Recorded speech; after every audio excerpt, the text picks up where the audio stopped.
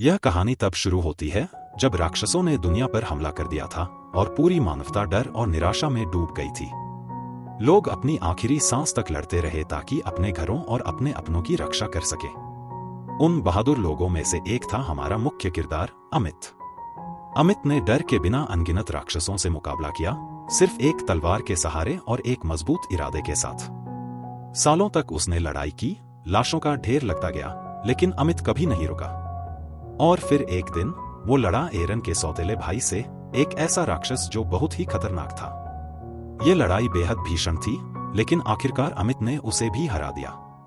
पर उस लड़ाई में खुद भी अपनी जान गंवा बैठा। मगर किस्मत की कुछ और ही योजना थी। मरने के बाद अमित की आत्मा एक अनंत अंधकार में भटक रही थी और वहीं उसकी मुलाकात हुई एक इंसानी लड़के से जिसका नाम था अलेक्स, और वो धरती नाम के किसी ग्रह से था। अलेक्स खुद भी मौत के करीब था, पर मरने से पहले वो अमित से एक आखिरी गुजारिश करना चाहता था। लेकिन अमित ने उसकी बात सुने बिना ही इनकार कर दिया। अमित थक चुका था, उसने अपना देश, अपने प्रियजनों, सब कुछ खो दिया था और अब शांति से मर जाना चाहता था। पर अलेक्स की ख्वाहिश थी कि उसका परिवार सुरक्षित और सुकून से रह सके। शायद यही वजह थी कि अमित ने आखिरकार उसकी बात सुनी और उसकी आखिरी इच्छा पूरी करने का फैसला किया। अमित ने अलेक्स के शरीर में प्रवेश कर लिया और अब वो धरती पर था, एक नए मिशन पर, अलेक्स के परिवार की सुरक्षा के लिए। उसका पहला टारगेट था नमसान गेट, जो एक रैंक गेट था, पर वहां सिर्फ रजिस्टर्ड हीरोज को एंट्री मिलती थी। अमित के पास तो कोई पहचान पत्र भी नहीं था, तो मशीन बार बार चिल्ला रही थी कि अपनी आईडी स्कैन करो। लेकिन अमित ने सीधा गेट को तोड़कर अंदर घुसने का फैसला किया। अलार्म बजा, सिक्योरिटी एक्टिव हुई, लेकिन अमित को परवाह नहीं थी। अंदर जाते ही वो राक्षसों को ढूंढने लगा। तभी उसकी मुलाकात हुई कुछ हीरोज से। ये लोग रजिस्टर्ड थे, लाइसेंस वाले, और उन्होंने सोचा कि अमित कोई खोया हुआ बच्चा है, तो उससे कहा कि हम तुम्हें बाहर ले चलते हैं। लेकिन अमित खामोश रहा, उसकी चुप्पी ने सबको असहज कर दिया।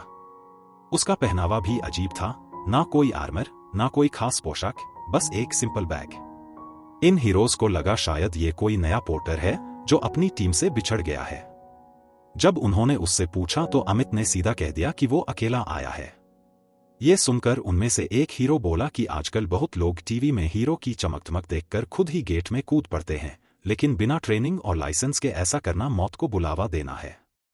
उसने अमित को लंबा लेक्चर दे दिया कि पहले रैंक गेट में जाकर अनुभव लो, फिर रैंक जैसी जगह पर आना।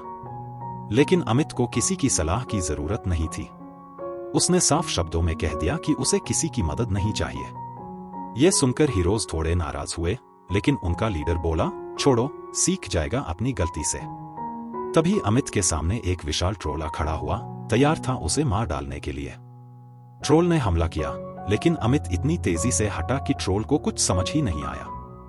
फिर अमित ने एक पंच मारा और ट्रोल का चेहरा उड़ गया, जैसे कि वन पंच मैन या ओमनी मैन किसी को खत्म कर दे। अब बारी थी लूट की। उसने ट्रोल की तलवार उठाई और उसकी बॉडी से एक मैजिक स्टोन निकाली। ये एक लो ग्रेड स्टोन था, जिससे अमित को पहले कोई दिलचस्पी नहीं थी, लेकिन अब जब वो खाली हाथ था तो उसे भी लेना पड़ा।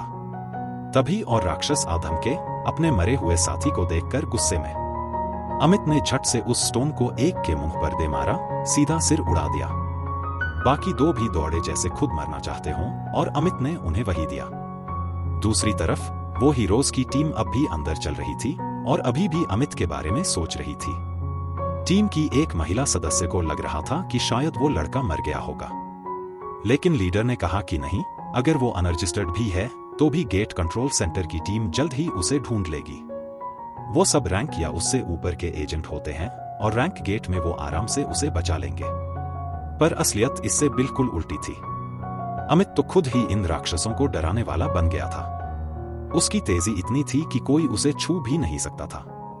एक किक में सिर उड़ाना, तलवारें छीनना और मैजिक स्टोन्स निकालना, यह सब उसके लिए आसान हो गया था। थोड़ी देर बाद उसने काफी सारे स्टोन्स इकट्ठा कर लिए और बाहर निकलने लगा। पर तभी गेट कंट्रोल सेंटर के एजेंट्स ने उसे देख लिया। उन्होंने कहा, आईडी दिखाओ, रजिस्टर्ड हो तो ठीक, वरना हमारे साथ चलो। अमित को यह सब बहुत बोझिल लगा। जब उसने जाने की कोशिश की तो एजेंट्स ने उसे पकड़ने की धमकी दी, यहां तक कि हथकड़ी लगाने और जबरदस्ती ले जाने की भी बात कही। एक एजेंट ने अमित का हाथ पकड़ लिया और कहा कि अगर उसने विरोध किया तो उसकी चोटों की जिम्मेदारी उसी की होगी। अब अमित तंग आ चुका था। उसने उस एजेंट का हाथ मरोड़ा और सीधा धमकी दे डाली, रास्ते से हट जा वरना पछताएगा। बाकी एजेंट्स ने अपनी मैजिक स्टाफ निकाली, ग्रेड 4 की, जो और को बेहोश कर सकती थी। पर अमित को इनसे कोई फर्क नहीं पड़ा। उसने एक एजेंट को पीछे से मारा, दूसरे को पेट में, और आखिरी वाले, जो चश्मा पहने था, वो तो पहले ही डर से कांपने लगा। अमित ने अचानक गायब होकर सीधा एक पंच मारा और उसे पीछे गिरा दिया।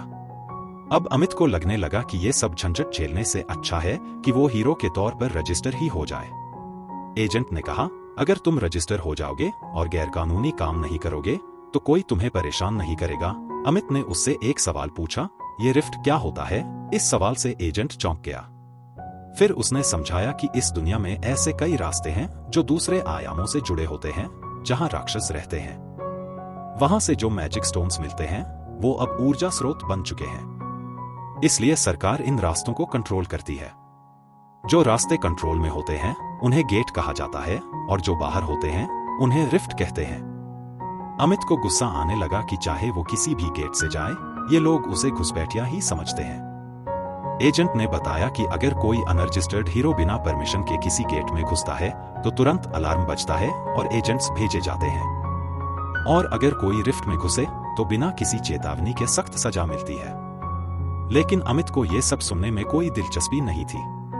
उसने एजेंट का मुंह पकड़कर उसे साइड में फेंक दिया, जैसे कूड़े का बैग फेंकते हैं। बेचारा एजेंट सोच रहा था, काश मैंने HQ को कॉल कर लिया होता। ये तो मेरे बस की बात नहीं।